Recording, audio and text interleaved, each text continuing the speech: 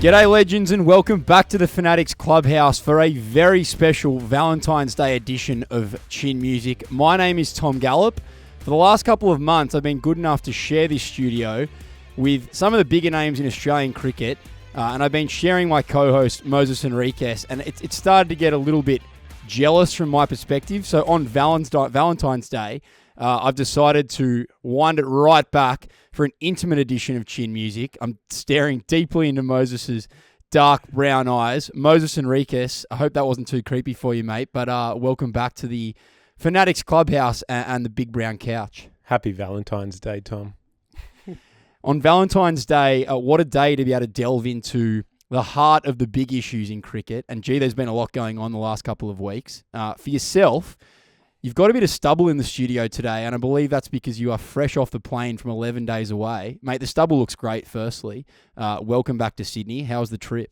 Thanks, Tom. Yeah, there's plenty of stubble. I forgot to pack the razor on the trip away. We were in Launceston first, and then we went up to Queensland for a Shield game and a one-dayer, and the trip started off really well with a nice win against Tasmania, and then things went from good to worse, and unfortunately we lost a Shield game and then lost the one-dayer in Queensland as well. Mate, you were man of the match last week against Tassie. You actually said the day before you went on that trip that you fancied yourself to take a cheeky twofer.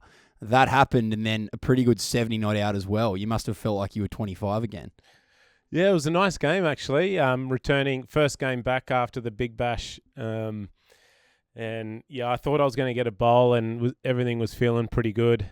A cheeky twofer, and 70 not out, which was nice to contribute to a really, I guess, dominant and clinical win against Tassie down there. And just as I thought, you know what, this playing cricket when you're old is easy. I got brought back to earth pretty hard yesterday against Queensland. Still bowled 4 overs, felt. The ball felt like it was coming out well. Unfortunately, figures not quite as good as last game. Went for 53, I think, off my 4 overs at AB Field. And in the process of Queensland piling on 310 plus in 45 overs. So it was a tough outing. And then I backed up the none for 53 with a nice duck as well. So probably one of the worst games of cricket I've played in my history for New South Wales, coming off a man of the match performance the game before. As they say, that is cricket. And I'm interested to ask you a couple of questions about how you deal with bouncing back from a performance like that, because I think a champion player like yourself probably doesn't go from being man of the match to having a game like that too often. But players who've experienced cricket in the way that I have, if you play 20 grade games a year, you kind of have the ups and downs like that, maybe 8 or 9 times in that year. So it's interesting that it's happened to you, and I am keen to delve into that with you. We don't have a guest today, so the guestie is back on the brown couch. And Hugo was also good enough to include a pear pillow, because you are indeed on a pear after the duck yesterday. So it's good to have some action on the brown couch, even though we may not have a guest. People are starting to call this podcast the Players Podcast. I've run into a couple of current and ex-players. We're getting a few ears from the Australian professional cricket playing community and ex-playing community. I noticed last week, and this is no bullshit if anyone wants to have a look, we had AB de Villiers, Glenn Maxwell, Aaron Finch, Sam Constus, his brother and his father. So the Constus family are big fans of our podcast, and quite a few other blue ticks on Instagram, like a couple of the reels that came out from our podcast. Are you getting some other good comments from the players about the podcast so far, Moe? Yeah, it's getting a lot of positive feedback from the playing group, which is nice. And I guess it was a big concern of mine, obviously still being a current player, I guess putting your opinions public, the possibility of upsetting some of your peers, but then at the same time you get to talk about domestic cricket and international cricket, and try to, I guess, broaden the public's perspective of the players and of the game in general. So I think there has been a lot of positive feedback.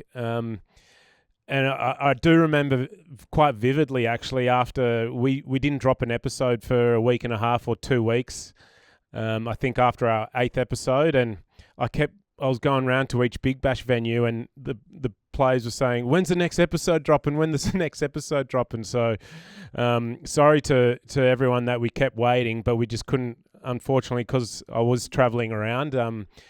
It was just hard to line up here with yourself, Tom, with your busy schedule and the producers here in studio. So, but we're going to make our best efforts moving forward to make sure that this becomes more consistent. And obviously very excited to have AB de Villiers on the big brown couch in the next couple of weeks. So, AB, if you have a spare moment, just make sure you drop into my DMs and let me know when you'll be coming in, mate. We've had a lot of positive feedback coming through, mainly the YouTube comments as well. Someone who's been particularly consistent is Peter Simer. He comments on pretty much every one of our videos. Peter, we see you, we love you. He often puts passionate support behind, I think, what is an old YouTube channel, Robelinda, and I think then Robelinda was replaced by Robelinda 2. Did you grow up watching the Robelinda YouTube highlights, Moe? No, I have seen their mark on a lot of videos, but I never really went down that sort of rabbit hole. But I have seen a fair few videos play out over, I guess, the social reels that have the Robelinda tag up in the corner. I think there's a particularly good one that was like 58 excellent Ricky Ponting runouts. So if you want to look that one up later, do yourself a favour. I did want to go back into the how hard is cricket topic. We kind of talked about the 2 games you've had. Myself, I was thinking about the fact that I play a lot of golf now. And the other day I wiped the first hole. And I thought, how good is it that this isn't cricket? Because if you wipe the first hole, it's kind of like having a golden duck. And if you get a golden duck, you may not have a bat for 2 more weeks. But in golf, you tee it up on the second hole, you dust yourself off, and you try and scrape it back. Is it as hard for you, being a professional player, failing and then potentially not having a hit for 2 or 3 weeks? How do you deal with that? And then by the time you bat again, speaking about batting specifically here, do you feel like you're ready to go and you've really moved on from that failure? Yeah, it's an interesting question. And one thing I've probably really struggled with over my career is, I guess, dealing with failure, to be completely honest. And I feel like if I'd dealt with failure a little bit better than what I have, maybe I would have played a little more international cricket. But I was always a guy that I think, having looked back now, maybe overanalyzed, and failures tend to affect my confidence, or affect the amount of freedom that I played the game with, and even now, as I sort of mentioned, going from man of the match to the game I had yesterday, I start, the doubts start creeping in, and you just, the first thing is that you feel is that you've let the team down. You let your team down. We were in a pretty good position yesterday when I got brought on to bowl, and I bowled a couple of nice overs, which is why I got given a third, and they started taking the game on, and taking me on as obviously the fifth or sixth bowler, and then they took me on and they got away with it. They hit me for 4 sixes in and over, and with the bowling shoes on now, I feel like my spells almost brought them back into the game or changed the momentum of the game, and had a couple of different things gone my way, it might have been the opposite. I had a catch dropped on the boundary that went for 6, which was the first of the 6s, but it didn't get taken, and it went for 6, and then I wasn't able to sort of stem the run flow, and you definitely feel like you've let the other team into the game, or changed the momentum of the game there. The batters have gotten away, and then go in there with the bat trying to, I guess, make up for the mistakes that you made, or make up for the position that you gave away in the game, and if anything, just dug a bigger hole for our team. So, it's a tough one just to cop in terms of what it cost the team, and probably why it feels so good when you play well is because you feel like you've won the team a game, or you've contributed to the team winning a game. And it's the same when you don't play well and the team loses. You feel like especially in my situation yesterday where I had a notably bad game. You definitely feel like you've cost the team and that we're in a pretty good position. So it doesn't really get much easier, but I guess with, it's not my first bad game. I've had plenty before.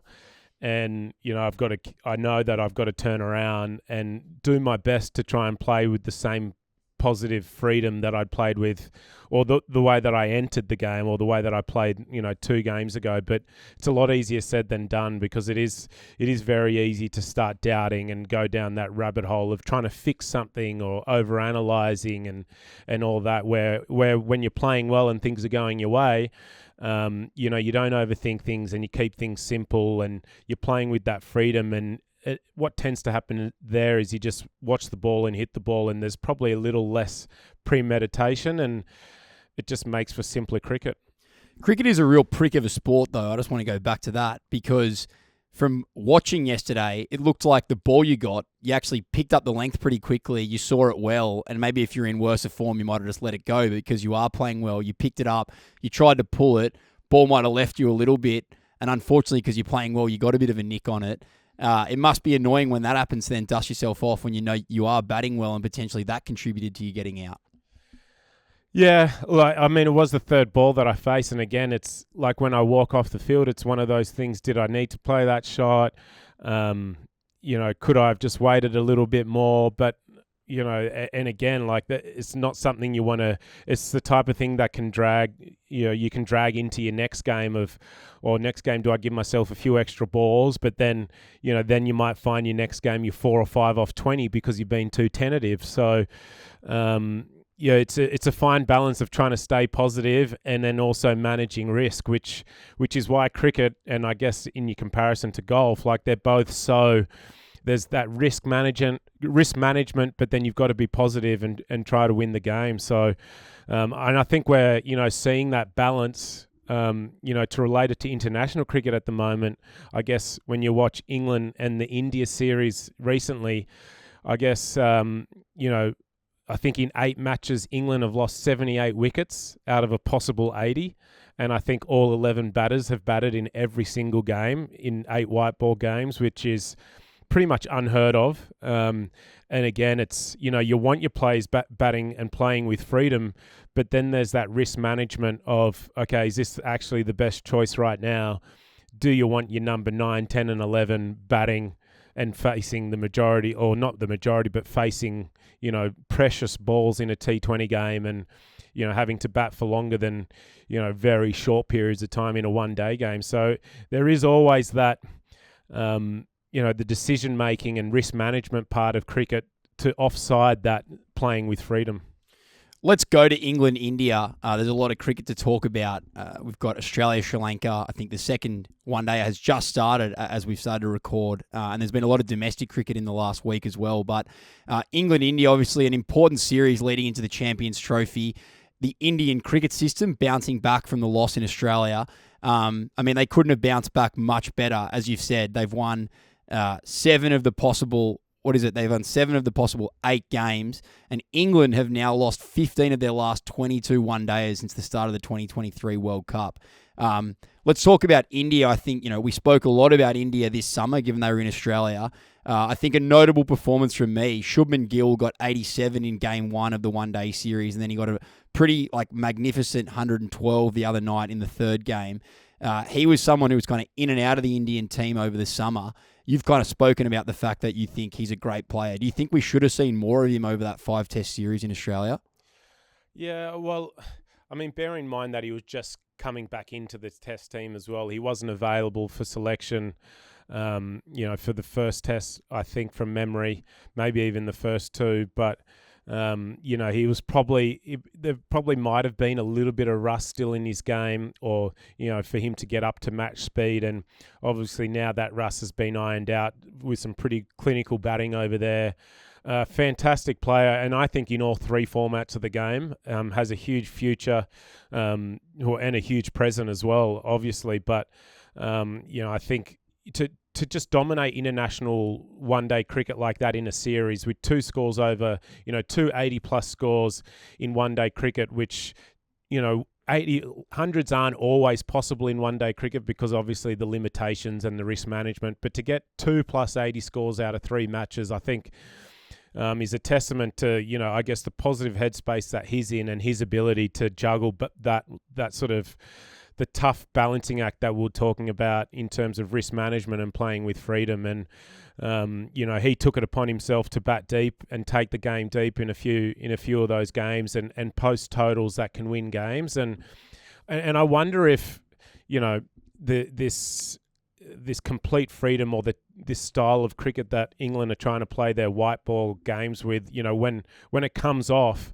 they might score 450 or 400 or something huge, and same as in their T20 cricket. But is it a brand of cricket that's going to win them more games than they lose? I'm not sure. I don't know the answer, and I don't know the impact that it's going to have on the oppositions that come against them, when these batters are taking it to them with a lot of pressure. But, you kind of feel like you probably need your Joe Roots in that team to give some of these batters a bit more of an anchor to play around. Shubman Gill got 87 in the first game. 87 is often referred to as the devil's number in Australian cricket, 13 away from 100. My grandfather was good enough to tell me that when I got 87, I don't know, as a 10-year-old or something, and then that became one of many superstitions I had as a pretty average cricketer.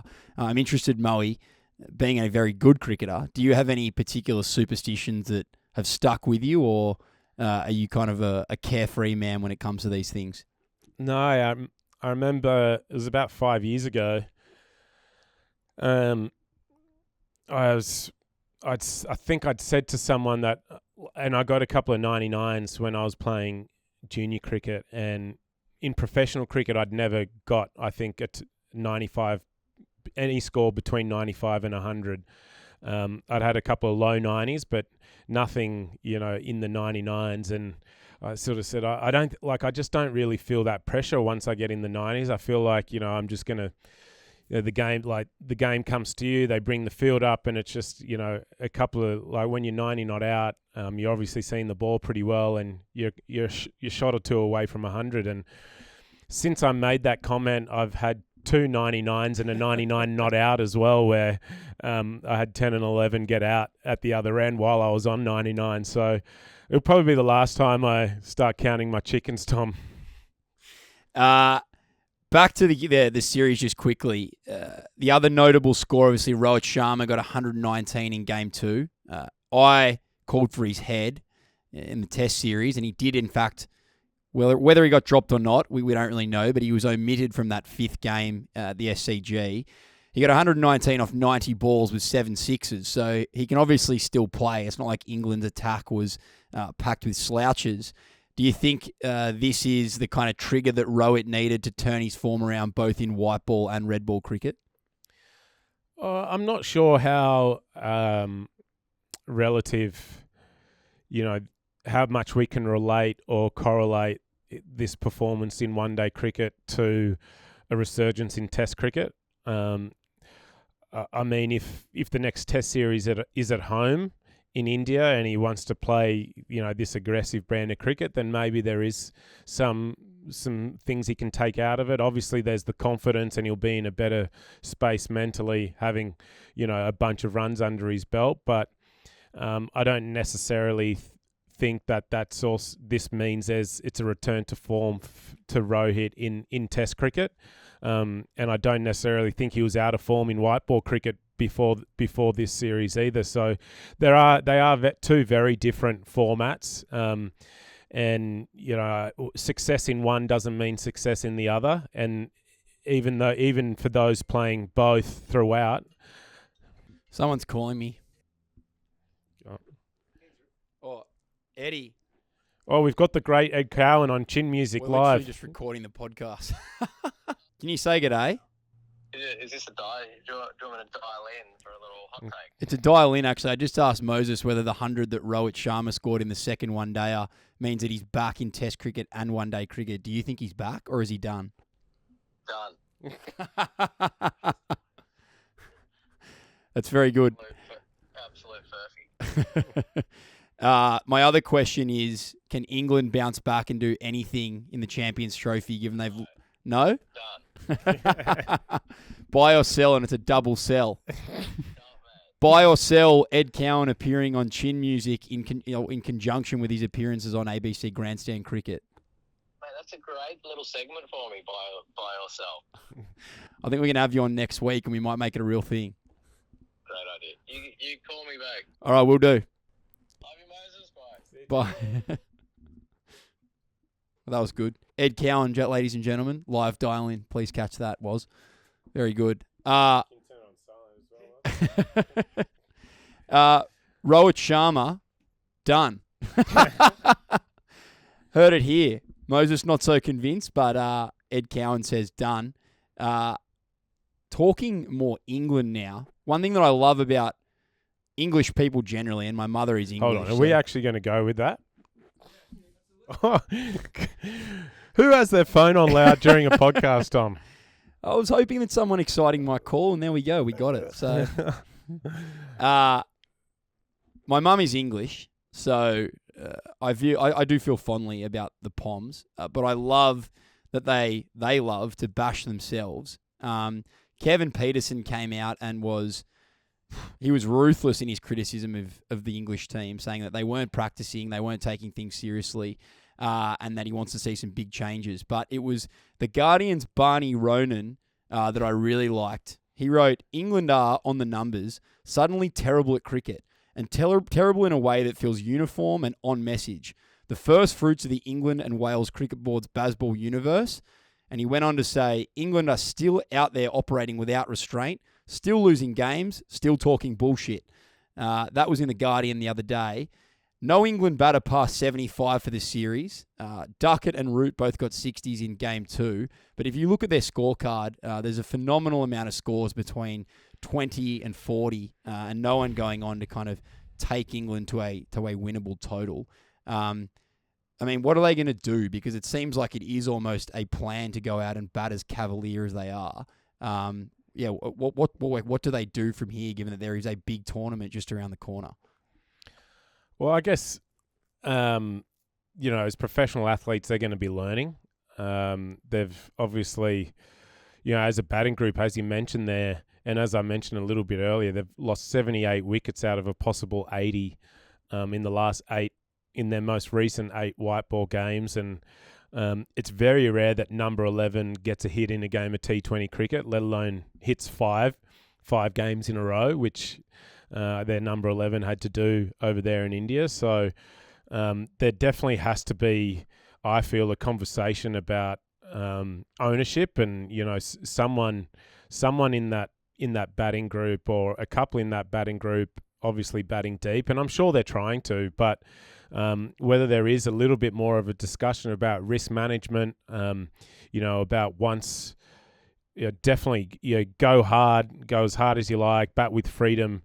But if, you're 3 and 4 for not many, do we just keep going? Or are we going to try and get to a total that maybe our bowlers can defend, and at least put ourselves in a position where, if we bowl well and field well, then maybe we'll be able to defend a total, rather than sort of, going out to bat trying to score 240 in a T20, and then once you're 4 for 40, still trying to score 240, but then you get bowled out for, 80 or 90. And I don't know, just it feels like... I do think what they're doing, though, what I will say is that they're going to create some... They will have created some learning opportunities for all the individuals in the teams about... I went too hard here. Yep, I had the game on toast, and maybe I could have just milked it for a little bit there. And they are all learning opportunities, but that, the learning has to be done. And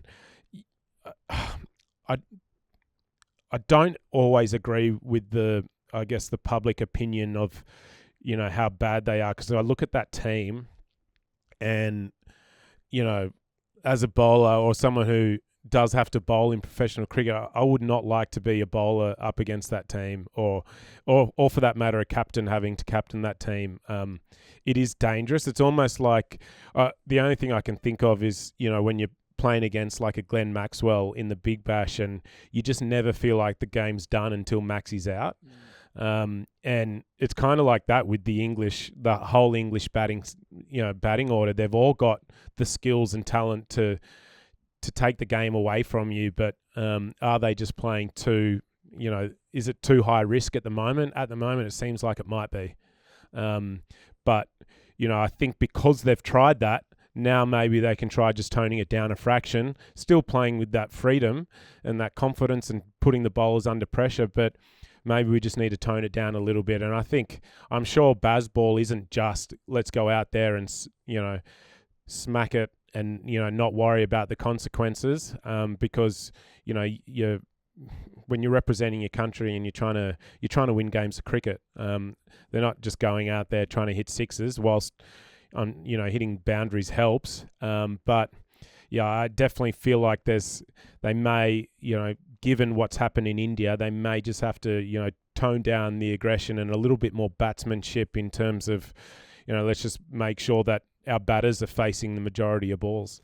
The laid-back, laissez-faire approach, the media obviously love a story like this. There's been a bit of talk about the lack of preparation and lack of practice in between games. There was a report that Tom Banton came in as an injury replacement and rather than practicing in India, played golf the day before he actually played. And there is a lot of talk about the fact that when England do lose, it doesn't seem to matter that much. They kind of take it in their stride and they say, well, we had a crack, we have a swing, this is how we play. But they never seem to acknowledge the fact that they are actually out there to win.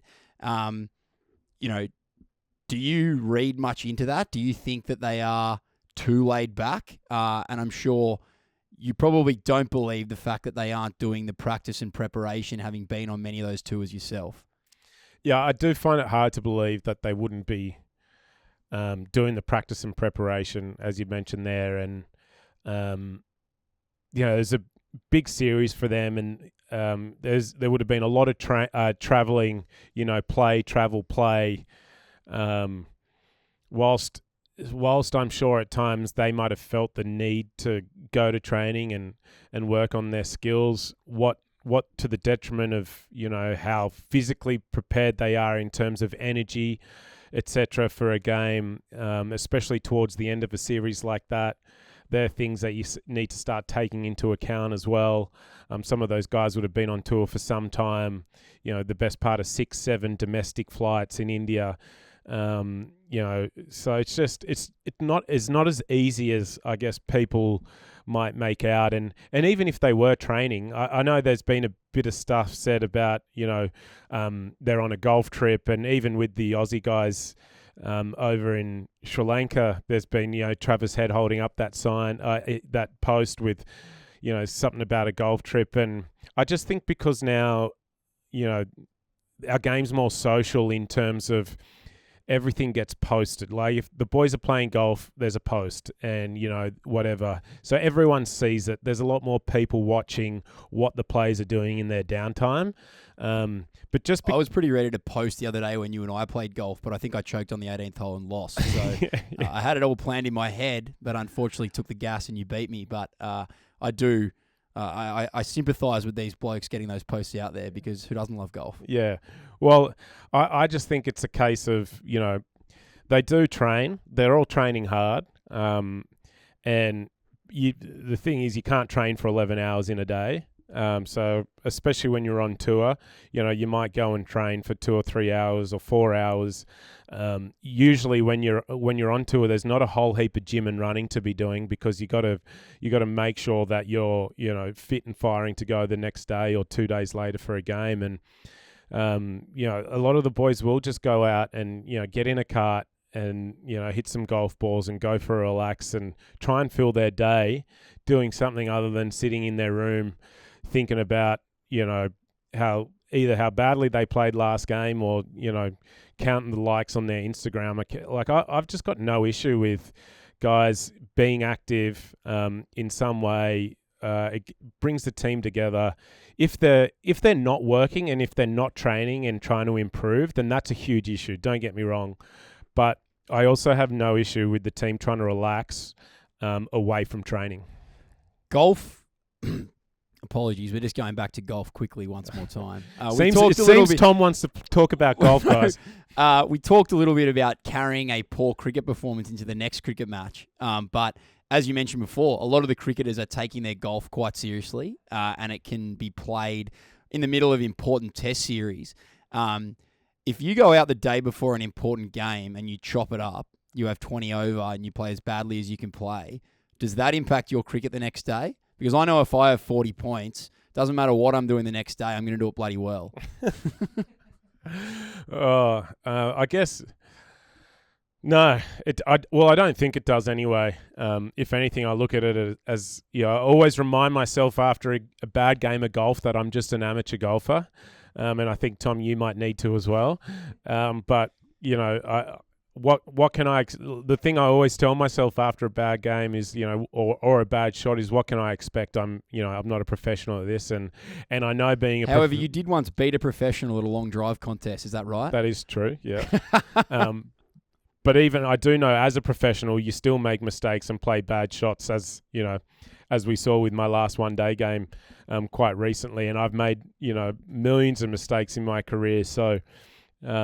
Even as professionals, you make mistakes. So maybe there's a nice tip for your next game of golf, Tom, that, you're not going to be perfect, especially with a handicap of 16, mate. So you're going to have to... My handicap's 6, thank you very much.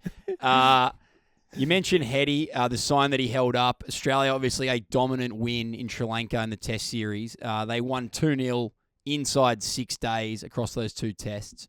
Let's talk about that quickly. I think the big storyline that's emerged this week is obviously the Kuhnemann throwing allegations, if you would call them that. I'm imagining that's pretty hard for him to take, particularly off the back of a very successful tour.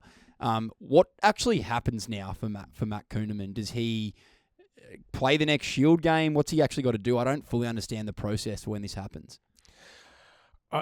Look, I'm not 100% sure of what the process is either. I think he might be... I'm not sure he can play for a few months until his action is cleared. But yeah, I'd probably need to fact check on that. But I do think if he has been officially reported, he definitely does need to go, and he'll get tested by some independent testing. I'm not sure where that will be, to see if his action is clear, if he can clear. And I'm pretty sure I'm not sure he can play again until in any cricket until his action has been cleared. Mo, you've played Kuhnemann a lot. What is he like to face? Yeah, look, facing him. Well, I've only ever faced him in domestic cricket. I haven't faced him in international cricket, but he's a very tricky customer to face, especially in the last couple of years. I feel like he's added a lot of strings to his bow in terms of his skill set.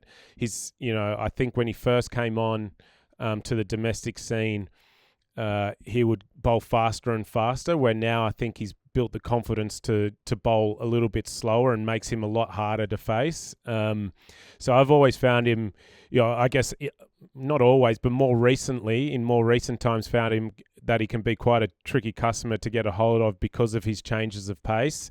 And he does have the ability to get some nice overspin on the ball. It's going to be a really tough situation for him moving forward. I know that he's played a lot of cricket in Australia over the last 5 years, and he's never been called here in Australia. Unfortunately, in one of his first successful test series away, he's been called, and it's going to be very difficult for him. And I know I've got a couple of other friends that have, in the past that have been called, and great friend of the show, Chris Green, was famously called. Yeah, he was, and the current Queensland coach who I played with at the Sydney Sixers, Johan Botha, has been called as well. And I still, even now playing with Greenie, and wherever you go, there's always going to be that the haters or the lunatics in the crowd yelling things out, and reminding you of it. But having said that, if the action's been cleared, then the action's been cleared. But I do also want to put the other, the shoe on the other foot and say that there are rules in the game, and as athletes, we're bound to them, and we're trying to stay within the rules. And if someone is bending their arm or bending the rules to their advantage, then I do think they should be called. Whether Kuhnemann was or not, I don't know. I'm not sure. I don't have the skills or the eyes to be able to see that through it, on TV. But if someone is throwing the ball, then they've got an unfair advantage, and the batters that are facing them are at a disadvantage, and everyone's just trying to make a career out of this game. So to make sure that these rules are abided by, I think is very important. I'm going to take a bit of a different stance. I know there was some yobbo Aussie fans that caused a big stir in the early 2000s for calling Murali a chucker after he was famously called by Daryl Hare. Pretty unpopular at the time that they did that. I'm going to take the other side of the punter's view, and I actually say let him chuck, because the batters have every advantage in the game. If a spinner can do a little bit of a funky angle with their action and make it a little bit harder for the batters, I say let him chuck. If Kuhnemann's chucking, let him keep doing it, because it was bloody great to watch him the other night. All right, I wish I got told that 20 years ago. I might be able to bowl a little faster, or I might take up off spin. I don't think the quick should be allowed to. This is just a special spinners thing. Speaking of spinners, I think, don't need to say too much about it, but Nathan Lyon at, I think, 38 years and talking about doing another away Ashes series, still as good as ever.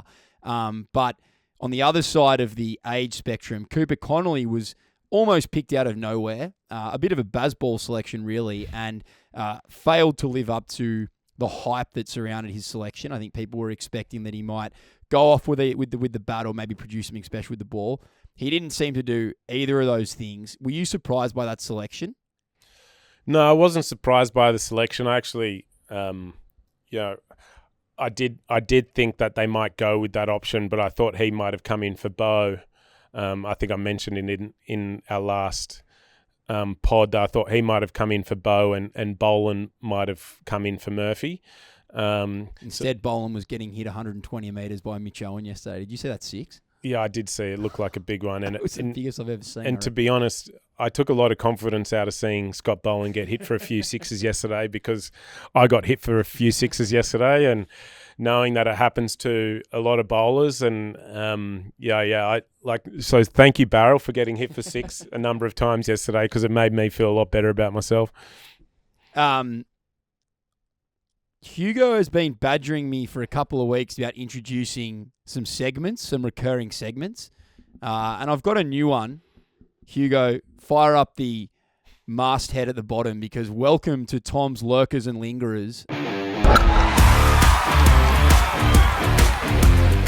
If you are a lurker, you're not hanging around at the party for long. But if you're a lingerer, you're not going anywhere, and you're going to, in fact, overstay your welcome. I'm going to throw a couple of names out there, and we're going to have a bit of a discussion about whether we think they are, in fact, a lurker or lingerer. I want to start outside of Australian cricket, as I think that'll be a little bit more controversial given your current playing status. What about Bethnal from England? Do we think lurker or lingerer? No, I think well and truly a lingerer. Lingerer is the one that hangs around for a while. Yeah, he's here to stay. Yeah, I think he's here to stay. And I think if we're going to move forward with this discussion topic, you can't just keep giving me opinions and not having any of your own. So what do you think, Tom? I think Bethnal, lurker. What about Bethel, though? What do you think of Bethel? We know I'm bad with names. I think lurker. I watched closely in the Big Bash, and I think if he was as good as someone like a Ben Duckett, who probably could have had a better Big Bash but looked very classy at times, I think he would have done better in the Big Bash. I haven't seen heaps of him at international level, but just watching those games, I think if he was that bit better, he would have done a bit better than he did. That's an interesting perspective. I'm gonna, I guess, put my spin on that was that Bethel was batting in a much tougher batting position than Duckett on a much tougher surface at the Renegades' home ground. And Duckett has the ability there at the top to just play the game that with absolute freedom and as he sees fit. And very hard to compare opening batting runs to a batter who bats four.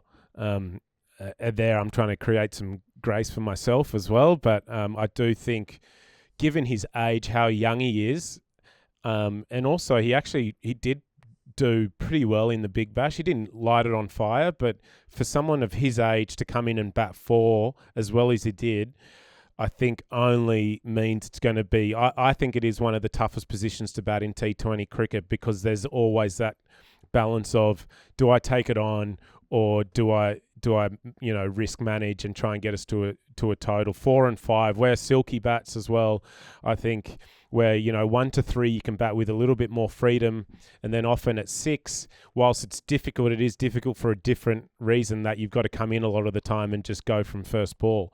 But I think 4 and 5 is, you still have to make some decisions about how hard you go early in your innings. So I thought he managed that quite well. He looks like a good fielder and he can bowl a bit. I think he's, for his age, he's only going to learn. He's only going to get better. I think he's definitely a lingerer, long-time lingerer.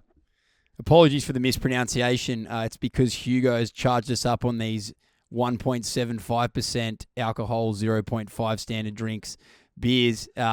Must have gone straight to my head. It's possibly the worst beer I've ever had, but thanks a lot for supplying, Hugo. An Aussie player, lurker or lingerer, burst onto the scene, but has had a pretty quiet 12 months and given a lot of opportunities. Jake Fraser McGurk. Yeah, look, I think he's going to linger. I think he's got a huge range of skill. I think he's very fortunate to be going to the Champions Trophy. However, but I do think, he'll and to the IPL on how much did he go? Like 700 grand or something like that. I actually think at the moment his game is very much suited to, the IPL wickets and the smaller grounds in India, where maybe here in Australia we're yet to see that. At Big Bash level, because I think the grounds are a little bigger. But I think, I don't mind. He had some good success over there in the IPL last year, where we probably haven't seen that sort of success from him here in the Big Bash yet. We saw that 90, I think it was in the Renegades last game, which was a very impressive innings. But, I think in terms of, if you want to be world's best, you only have to look at Davey and Smudge when they turn out in the Big Bash and what they do. But, Jake is still a young man. I love that he can field. He takes the game on, and I think he's just going to continue to learn and add to his skill set. But I think, for the next 12 to 18 months, he might find his way in and out of the team for a while until he figures out that method. And then once that method's been figured out, I have no doubt he's got all the shots and skills to be playing at international level. Obviously, you and I like to analyse cricket, but we also like to reflect on the media performances of people in the cricket world, and particularly those that join us. If you were to pick a lingerer of the guests that we've had, who do you think you would love to have back on the couch, and who could you see having a future in cricket media from the 10 guests that we've had so far? It's a very good question. Well, obviously Brendan Julian and Michael Vaughan are long-time lingerers, so that's count them out. That goes without saying. I'm putting Chris Green right in there. I can see Chris Green being the BJ of 2045 in 20 years' time. Yeah, I mean he's got all the physical. I feel like that traits. was a lame answer. Actually, Yeah. I think everyone knows that. I think Jack Edwards, 24. He's going to get more and more big-chested, no pun intended, and I think he's going to settle in behind the mic. Is there a camera lens big enough? Is there a wide? Do they have enough wide zoom for Big Jack to get on camera? Yeah, look, I'm not sure. I would say at this stage, Josh Felipe would be he'd be a real dark horse. He was pretty quiet on this couch when he was on. I'm hoping with a few more strong performances, where he's only going to get better. Hugo loves Sock. Hugo's always holding up Sock whenever we talk about guests. You got to get over it, Hugo. Valentine's Day, it's coming out. Sock is very impressive. He'd find someone to talk to in the Amazon. He's just amazing like that. So I think I actually forgot we had him on, but I think he's got a long career in the media if he wants it. But I do think it would just be whether he wants it or if that's something he wants to give his time to. Lurkers and Lingerers. Goodness me, that was a good segment. Expect bigger and better things from that the next time that we run it. I think winding up this conversation about the Australian Test team off the back of Sri Lanka, massive decision coming up for the selectors as we get closer to the World Test Championship. Josh Inglis burst onto the scene in the first Test match. So with Cameron Green returning, you've got me on the names now. I'm really double-checking every name I say. Before you go on, Tom, we didn't get your opinion about Jake Fraser-McGurk on the. No, I was going to say Lingerer. I think the way that McGurk hits it, I've never seen anything like it. And while he's had a bad 12 months, he's young. And you don't hit a ball like that and just disappear out to the back of the party. Like he's there in the really dark hours of the party. He's lingering for sure. And what do you think of, if just say you're picking the Champions Trophy team, who are you picking, him or are you picking someone else that maybe might have had a better few months leading into that? It'll either be probably him or Matt Short at the top of the order, right? Well, Matt Short's already in the definitely in the 11. No, well, he's just in the squad. I don't know who's going to be in the 11. I can't give you the answer on that. I need to see the team in front of me. There's no way I'm going to be able to call those off the top of my head. I came in with obviously I had my own opinion of, I think Mitch Owen, if we're going to be going, So you led me into that question to come in with your own big view. Well, I do. I just think if we're going to pick someone, with a bit of X factor who maybe, is a bit of an unknown still in international cricket, why not pick him off a couple of hundreds or pick him off a really strong tournament, which is what I think Mitch Owen has done. He's delivered consistency in the Big Bash that we haven't seen from Jake just yet. And I will say, Mitch gets to bat on Bell Reeve and Jake has to bat, at the Renegades' home ground, which isn't the easiest. Marvel is fair income. It looks like the worst place to bat in Australia. It's not the best place to bat, but having said that, it means Mitch has scored a lot of runs and has some confidence under his belt, and unfortunately Jake hasn't scored the amounts that Mitch has. So for me, I would just be going, you know what, strike while the iron's hot, as they say. I'd be running with Mitch for that. But they're going with the pick and stick. Obviously, Jake played the most recent ODIs here in Australia, and I remember one of our first pods was sort of talking. You sort of asked a question about, do we take a 20 off 10 as the new norm? And I think we've sort of seen with this English team that no, it's probably maybe 20 off 10 from all your batters isn't quite enough. So he'll just have to figure out a way to make those 90s that we saw in that last Big Bash game a little bit more often. You cut me off mid-question. I Sorry thought about it was that, a Tom. very, very Sorry. good question. But full endorsement behind Jake Fraser-McGurk, big fan. In the World Test Championship team, we need to fit Green, Marnus, Slug, Constas, Inglis into the same team. In fact, they won't be able to fit those guys into the same team.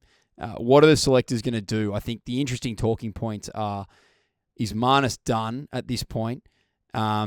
And if he is, does Constas come back in with Head moving back into the middle order? And does Cameron Green come straight back in after effectively 12 months out of the game? Start with Marnus. You are the big supporter of all the players, but it's getting to a point now where I think I saw he's averaged 24 in the last 18 months or something like that. He's in a rough trot, and we saw the selectors wield the axe on Mitch Marsh, who was the reigning Allan Border medalist. If they're doing things like that, you've got to think that Marnus is pretty close to going back to a stint in Shield cricket, and he's certainly young enough that he could get himself back in and play another 40 tests in a kind of second wind. Yeah, I will say the difference, I think, between the Marnus and the Mitch droppings, where Marnus has a huge base of runs. Mitch came off a really strong year, a couple of really strong years in Test cricket, but Marnus does, he does average close to 50 over in his Test career, and whilst his last 18 months haven't been great, there are some credits built up there that when he's playing well, they know that the Australian team, he bats the Australian team into really strong positions. He's shown some glimpses in the last sort of 5 or 6 tests. Yep, he hasn't scored that big score that we're after. It wasn't an easy summer here in Australia for any of the batters, and I'm sure the selectors will take that into account. But it was a good series for Australia and Sri Lanka, and pretty much everyone got a score except him. Yeah, and again, there's what they had. He had to make hay in 3 hits. Because obviously, what was he, 20 not out in that, 25 not out in the 4th hit. Unfortunately, he didn't take that opportunity in those 3 hits.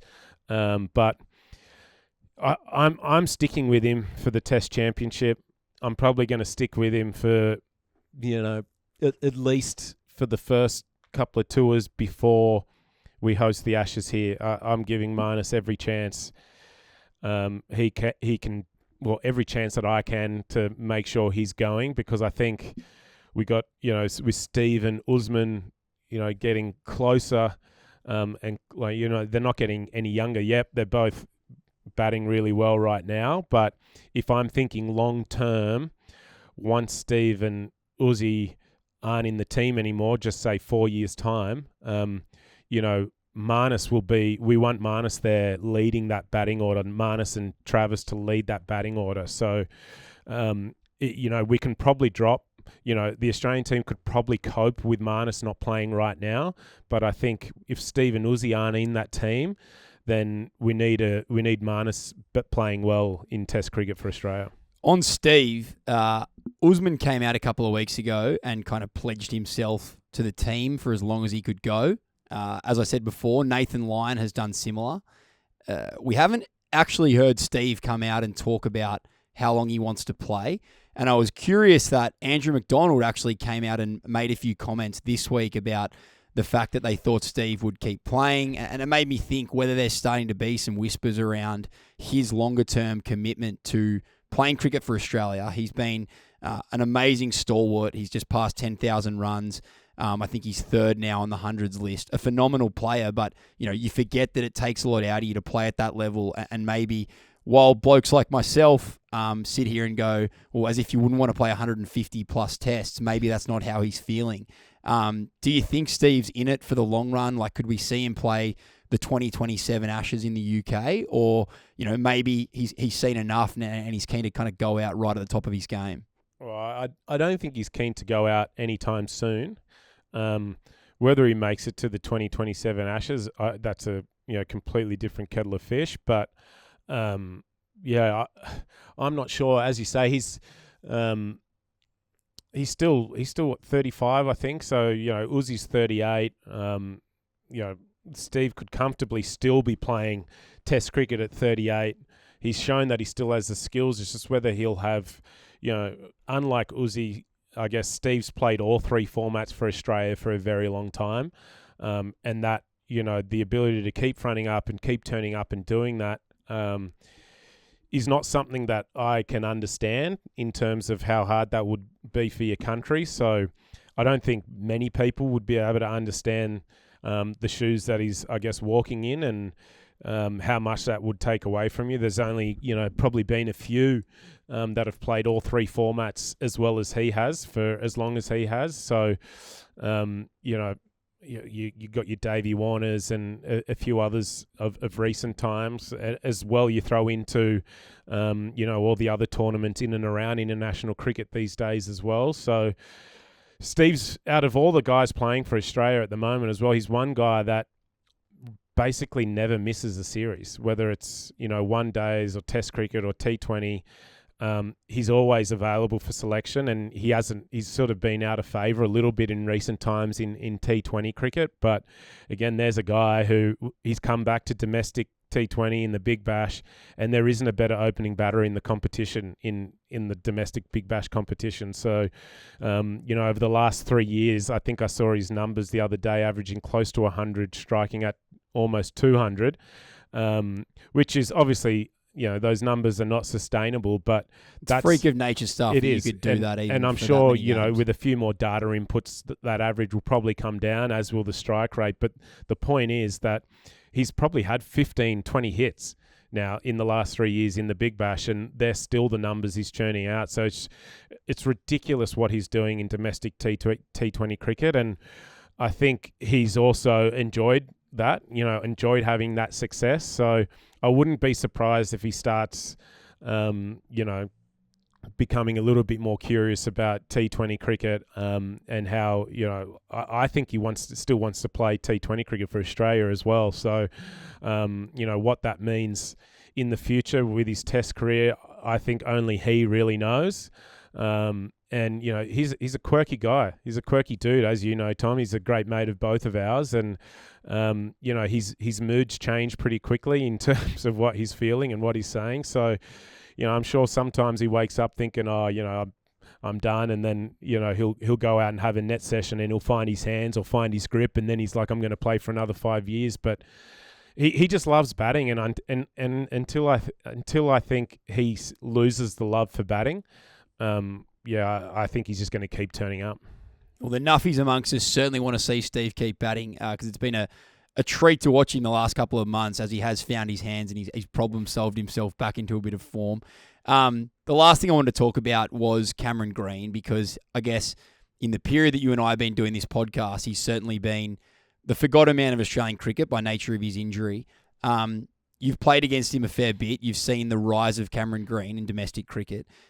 Is he as good as obviously the selectors think he is? And is he as good as those first glimpses in Test cricket have indicated? And is he good enough to come straight back into the Test team when ready? Yeah, he's...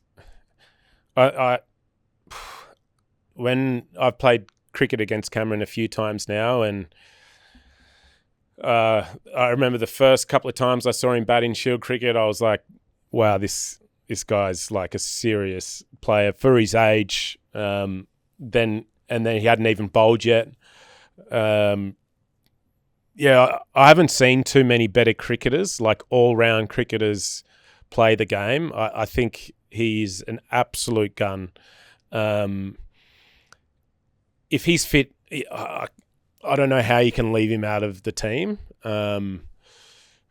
We probably still haven't seen his best at international cricket level yet either, but this is a guy that averages 50 in Shield cricket with the bat and, half that with the ball. So,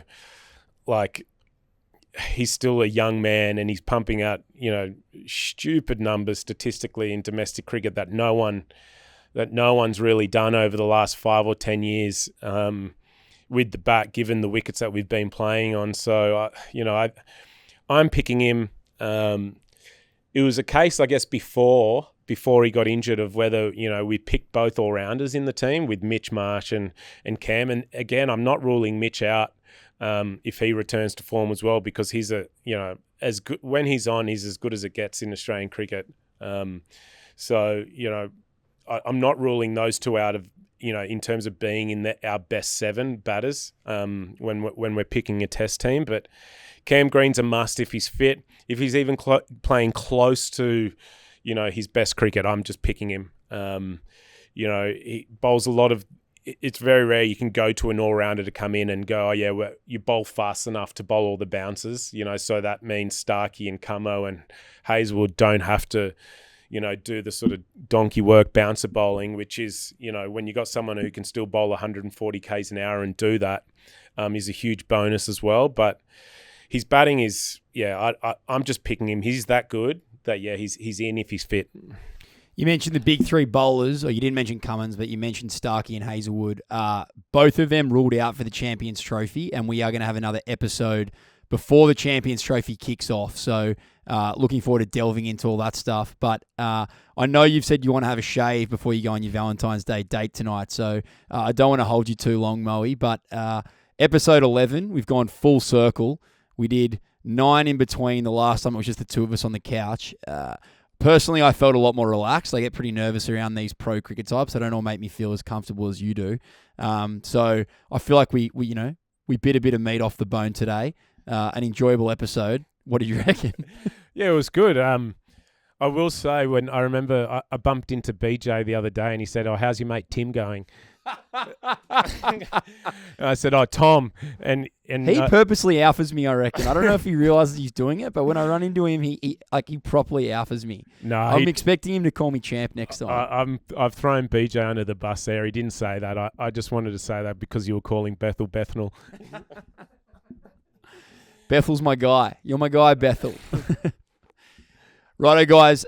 You know where to find us if you want more chin music action. Some exciting new guests coming up in the next few weeks. Moe, pleasure as always. Bethel, love you always. Happy Valentine's Day, everyone.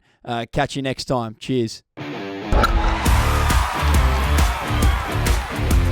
Well, there it was, ladies and gentlemen. Yet another episode of Chin Music. If you enjoyed it as much as we did, please hit the like and subscribe button somewhere under here, and we'll see you on the next one.